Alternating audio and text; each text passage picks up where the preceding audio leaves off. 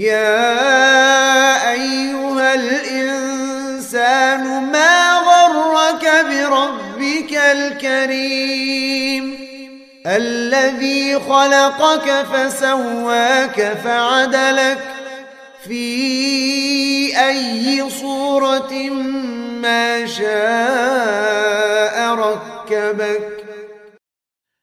Nah, banyak orang terjerumus ke dalam kebid'ahan tapi ghair mukaffirah.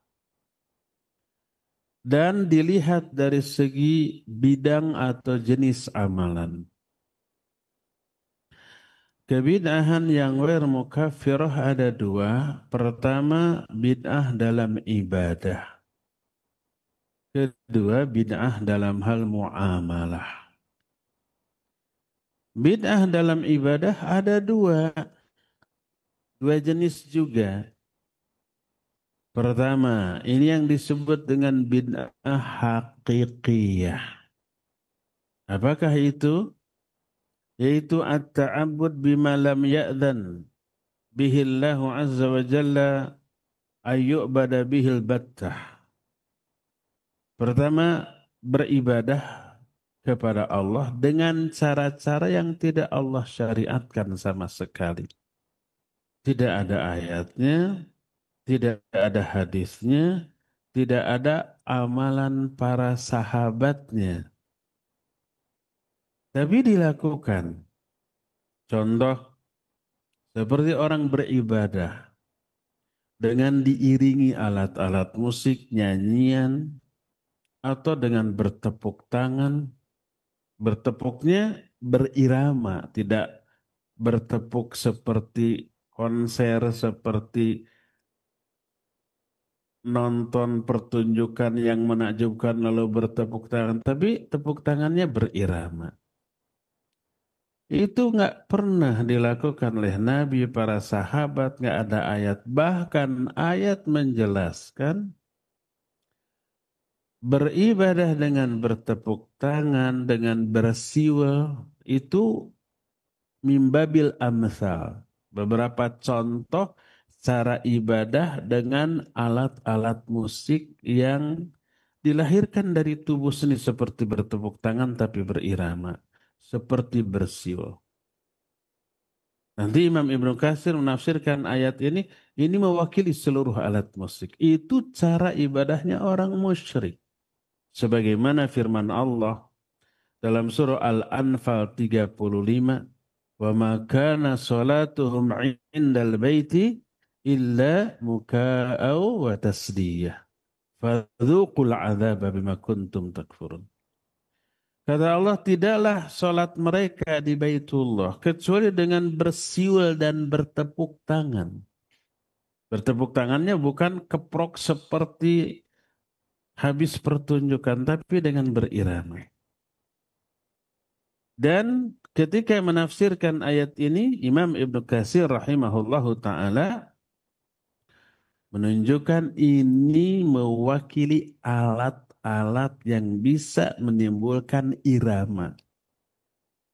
Musik apapun, lalu dipakai sebagai pengiring atau pengantar orang dalam melakukan ibadah. Maka berkata muallif, kata ambudi bil alatil lahwi wal raqas was safaq wal ghina wa an'amil wa anwa'il ma'azif wa ghairiha mimma hum fihi mudahuna fi'lal ladzina qala Allahu fihim wa ma kana salatuhum 'indal baiti illa muka'aw wa tasdiyah. Contoh bid'ah hakikiyah adalah seperti orang yang beribadah kepada Allah dengan memakai alat-alat musik, dengan nyanyian, dan menyerupai orang-orang musyrik yang Allah katakan dalam Al-Anfal ayat 35 tadi, wa ma kana salatuhum 'indal baiti illa muka'aw wa tasdiyah. Tidaklah salat mereka, ibadah mereka di Ka'bah kecuali dengan bersiul dan bertepuk tangan. Maka ini mengikuti cara ibadah orang-orang musyrik. Dan tidak boleh untuk dilakukan. Pertama, tasyabuh dengan mereka. Kedua, cara ibadah seperti tidak pernah ada contoh dari Quran, dari hadis, dari ungkapan para sahabat, maka ini disebut bid'ah hakikiyah. Inilah yang pertama dan contoh-contoh yang lain banyak.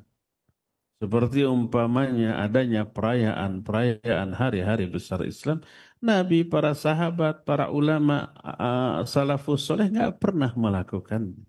Baru ada perayaan itu dilakukan oleh Bani Fatimiyah yang berakidah Syiah melakukan perayaan-perayaan tersebut. Di zaman Nabi, para sahabat, para ulama as-salafus saleh tak ada sama sekali.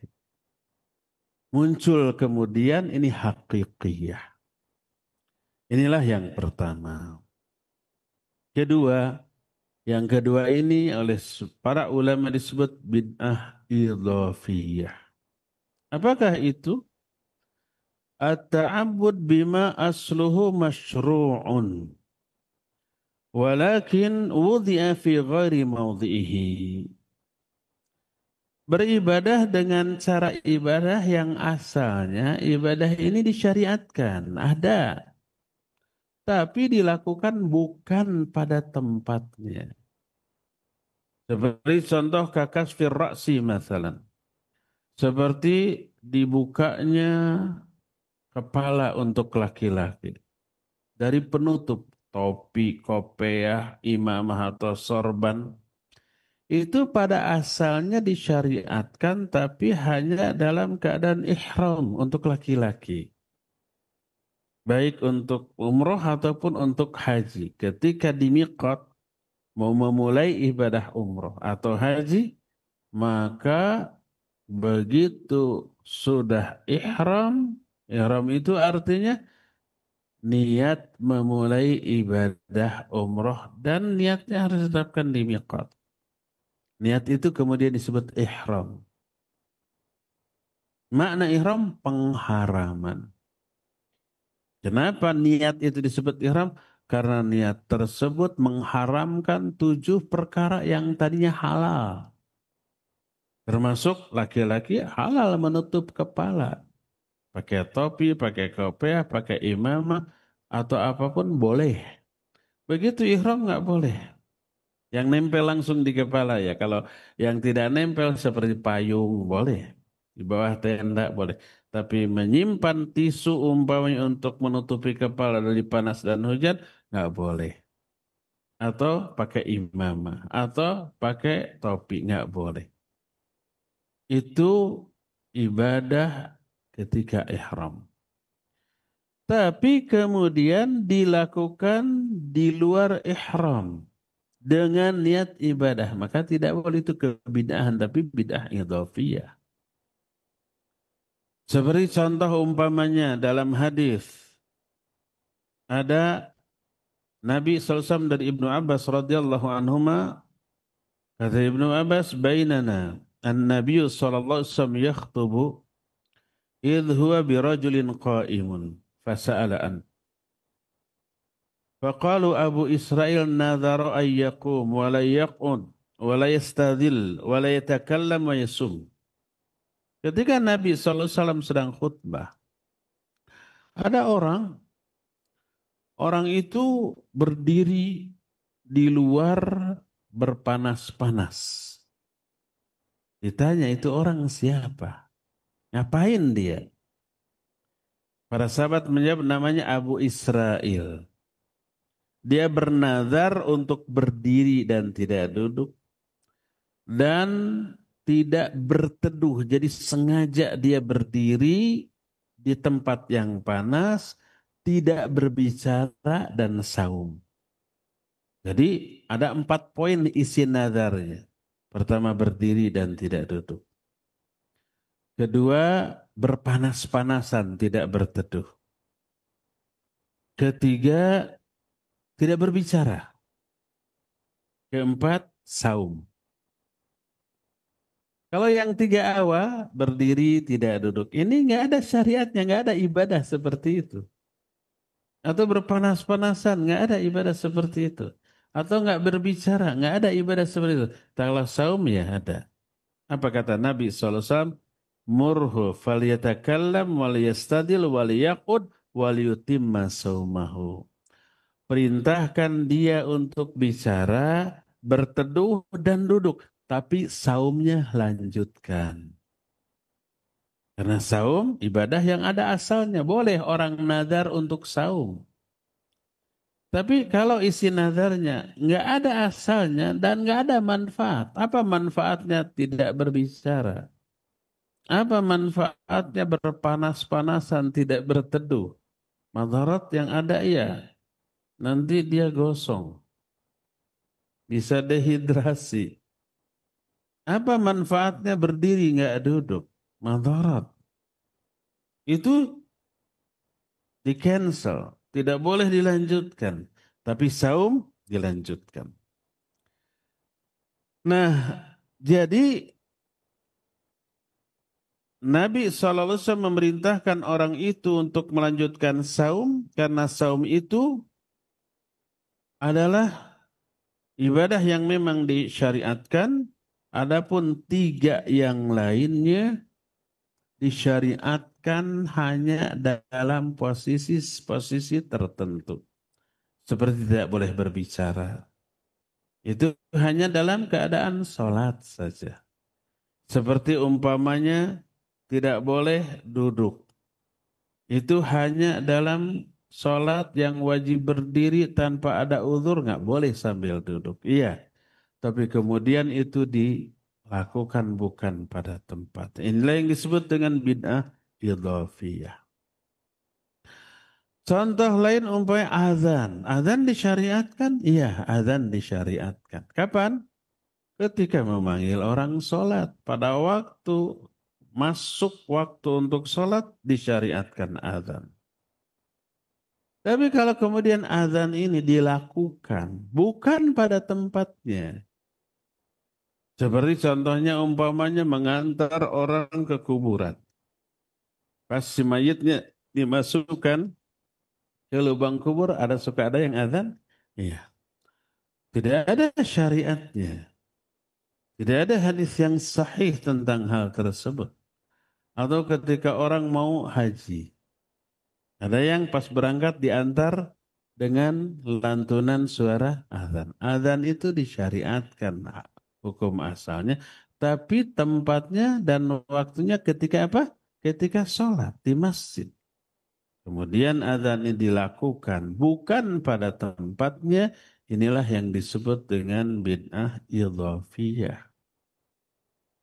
Dan banyak lagi perkara-perkara yang lain yang amal ini ada asalnya tapi hanya di amalan tertentu. Tapi kemudian ini dilakukan bukan pada tempatnya, itulah yang dimaksud dengan bid'ah idhafiyah. Baik bid'ah hakikiyah atau idhafiyah, dua-duanya hukumnya sama dan wajib untuk dijauhi karena Nabi SAW menyatakan iyyakum wa muhdatsatil umur. Jauhi oleh kalian, wanti-wanti kalian dari perkara-perkara baru dalam agama yang diada-adakan. Fa inna kulla muhdatsatin bid'ah. Karena semua perkara baru dalam agama yang diada-adakan adalah bid'ah, setiap bid'ah sesat dan setiap kesesatan berada di dalam neraka. Inilah 2 jenis bid'ah dalam ibadah. Lalu apa hukum ibadah yang di dalamnya terkandung bid'ah? Apakah batal ibadah itu, ditolak semuanya? Atau yang ditolak itu hanya amalan bid'ah yang dilakukan di dalam ibadah tersebut? Berkata muallif rahimahullahu ta'ala, dalam satu subbab yang diberi judul Amma an hukmil ibadah allati waqa'at fihal bid'ah, tentang hukum ibadah yang di dalamnya terkandung kebid'ahan, ini ada 2 jenis. Pertama, faqad takunul bid'atul waqi'ah fil ibadah mubtilatun laha. Kaman sallar rubaiyah khamsah. Kadang-kadang bid'ah yang terjadi dalam satu ibadah membatalkan seluruh ibadah itu. Tidak diterima. Contohnya umpamanya sholat dengan jumlah rakaat tertentu tapi ditambah atau dikurang. Sholat subuh harusnya 2 rakaat jadi 3 rakaat. Batal sholat subuh tersebut. Sholat duhur 4 rakaat dikurangi jadi 3 rakaat atau 2 rakaat bukan karena qasar, batal, tidak diterima. Atau umpamanya tawaf harusnya 7 putaran ditambah atau dikurang baru 6 putaran sudah. Itu sama dengan sholat zuhur 4 rakaat baru 3 rakaat sudah salam. Maka batal seluruh ibadah tersebut dari awal sampai akhir. Ini yang pertama. Kedua, waqad takunu mukhalafatun madmumatun. Waqad takunu mukhalafatan madmumah. Wala tubtilul amal alladhi taqa'a fihi. Kal wudu'i arba'an masalan. Kadang-kadang penyimpangan itu hanya menyebabkan tercelaknya perbuatan tersebut, tapi tidak membatalkan ibadahnya. Tapi dia melakukan dosa di dalam ibadah wajib atau sunnah yang sedang dia lakukan karena menambah sesuatu yang tidak disyariatkan. Tambahan ini tidak membatalkan ibadahnya. Contoh umpamanya berwudu yang harusnya maksimal 3 kali, 3 kali. Boleh sekali-sekali, boleh 2 kali, 2 kali. Boleh 3 kali, 3 kali. Lalu ditambah 4 kali, 4 kali. Maka wudunya sah. Tapi dia berbuat dosa. Sebagaimana sabda Nabi SAW, beliau mempraktekkan wudu. Lalu beliau menyatakan, hadza wudu'i, inilah cara wuduku. Faman zada ala hadza faqad asa'a wa ta'adda wa zalama. Siapa orang yang nambah-nambah dari wudu ke ini? Baik nambah umpamanya jumlahnya yang harusnya maksimal 3 tambah 4 apa 5. Atau menambah bagian yang dibasuh. Dengan umpamanya menambah yang dibasuhnya umpamanya bagian perutnya diusap atau dibasahi. Dan diyakini ini bagian dari wudhu. Nambah. Siapa yang nambah dari wudhuku ini, faqad asa'a. Sungguh dia telah berbuat salah, wa ta'adda, dan telah melampaui batas, wa zalama, dan telah berbuat zalim. 3 istilah yang 3-tiganya buruk dan dianggap dosa. Asa'a berbuat kesalahan, ta'adda melewati batas yang disyariatkan, zalama zalim, 3-tiganya. Ini menunjukkan dosa. Tapi kata mu'alif walam yakul faqad batala wudu'u, sungguh batal. Nabi tidak menyatakan wudunya batal, enggak. Atau merubah. Contoh umpamanya Nabi SAW mencontohkan wudu itu ketika membasuh tangan, tangan kanan dulu 3 kali. Lalu setelah itu tangan kiri 3 kali sampai sikut. Lalu dirubah. Kanan 1, kiri 1. Kanan 1. Ada yang begitu? Ada. Demikian juga kaki. Maka tambahan atau perubahan itu tidak membatalkan wudunya. Wudunya sah. Diterima. Karena Nabi SAW tidak mengatakan faqad batala wudu'uh. Tidak. Telah batal wudunya, tidak. Demikian juga umpamanya kita ketika sholat baik sujud baik sholat fardu ataupun sholat sunnah, ketika ruku dan sujud dilarang membaca Al-Quran. Nabi SAW menyatakan, Inni nuhitu an aqra al-Quran fir ruku'i was sujud. Aku dilarang untuk membaca Al-Quran ketika ruku dan sujud. Siapa yang melarangnya? Pastilah Allah Azza wa Jalla. Lalu ada orang ketika ruku sujud membaca Al-Quran. Maka sholatnya tidak batal, tidak rusak. Tapi dia terjerumus ke dalam perkara yang dilarang ketika sholat. Ketika yang dilarang ketika sholat itu dilakukan, sholatnya tidak batal. Tapi dia berdosa.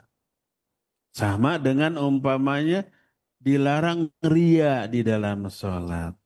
Lalu orang ria dalam sholat. Riaknya dalam sholat tidak membatalkan sholatnya. Tapi dia berdosa dengan riaknya dia di dalam sholat.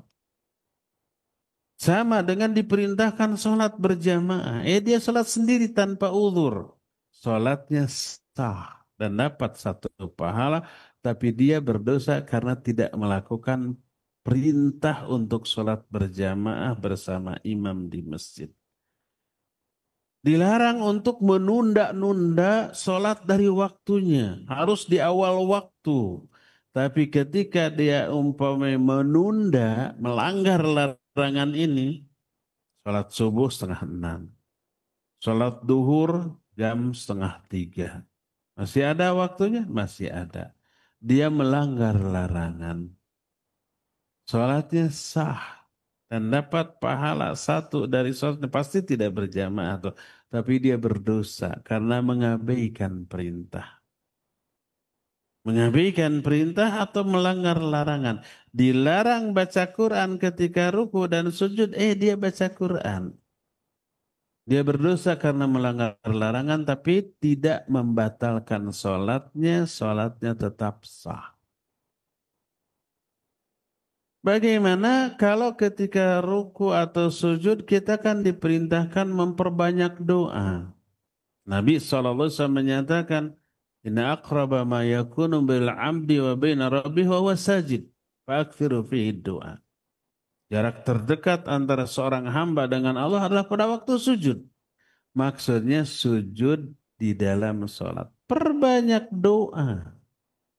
Ketika sujud, maksudnya sujud di dalam sholat, bukan di luar sholat. Makanya tak ada syariat bahwa kalau berdoa baiknya sambil sujud. Maksudnya sujud di luar sholat. Maka tidak ada syariatnya. Maksudnya jarak terdekat seorang dengan Allah lah ketika sujud di dalam sholat. Kalau di luar sholat, dibanding berdiri dalam sholat, lebih dekat berdiri di dalam sholat kepada Allah daripada sujud tapi di luar sholat. Umpamanya orang mau berdoa, tapi di luar sholat, lalu sujud sambil berdoa. Tidak disyariatkan. Syariatkannya kalau mau angkat tangan, silakan. Itu salah satu penunjang dikabulkannya doa, bukan sujud. Nah, di dalam sujud, dalam sholat, diperintahkan memperbanyak doa. Boleh nggak kalau doanya ini diambil dari Quran? Padahal di dalam sujud tidak boleh membaca Al-Quran. Tapi diperintahkan memperbanyak doa. Boleh nggak diambil doanya dari Quran? Boleh dengan dua syarat. Syarat pertama adalah niatnya berdoa bukan niat membaca Al-Quran. Niatnya berdoa, tapi doanya diambil dari Al-Quran. Tapi niatnya berdoa bukan niat membaca Al-Quran. Kedua, langsung berdoa dengan lafaz doa yang ada di ayat itu. Contoh, dalam Al-Baqarah Allah menyatakan, wa minhum may yaqul Rabbana atina fid dunya hasanah wa fil akhirati hasanah wa qina adzabannar. Nah, dalam Al-Quran begitu ada wa minhum may yaqul. Kita tidak boleh membaca Wa minhum may yaqul yang awal. Langsung aja doa. Rabbana atina fid dunya hasanah fil akhirati hasanah wa qina adzabannar. Atau Rabbana la tu'akhidna in nasina aw akhtana. Tidak boleh kita membaca dari la yukallifullahu nafsan illa wus'an laha ma kasabat wa 'alaiha maktasabat. Rabbana la tu'akhidna. Langsung lafaz doanya. Jangan dibaca kalimat awal yang tidak berupa doa yang ada di ayat itu. Maka dengan dua syarat itu boleh. Kita berdoa di dalam sujud dengan doa yang diambil dari Al-Quran. Syaratnya niatnya berdoa bukan membaca Al-Quran. Yang kedua langsung mengambil lafaz doanya. Tidak dari awal ayat.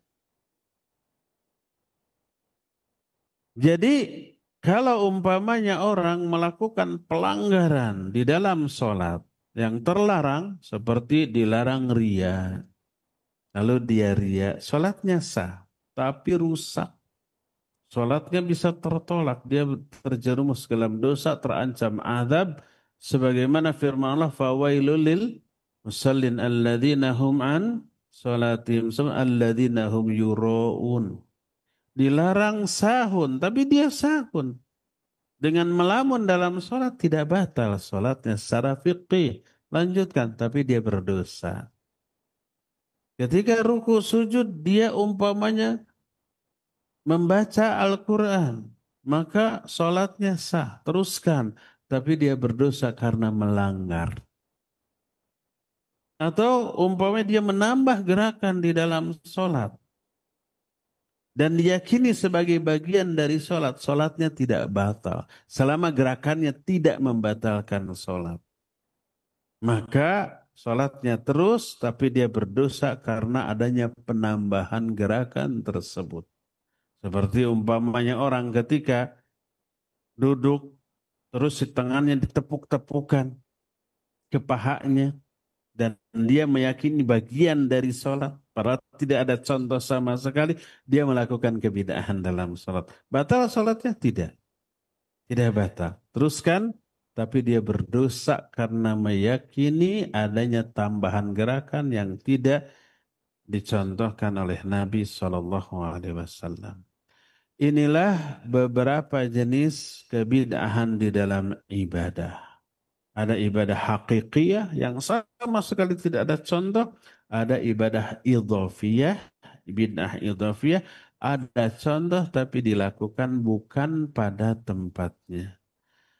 Terus efeknya batal nggak ibadahnya? Bisa membatalkan, ada juga yang tidak membatalkan dia tapi tetap terjerumus ke dalam dosa. Inilah bid'ah dalam ibadah.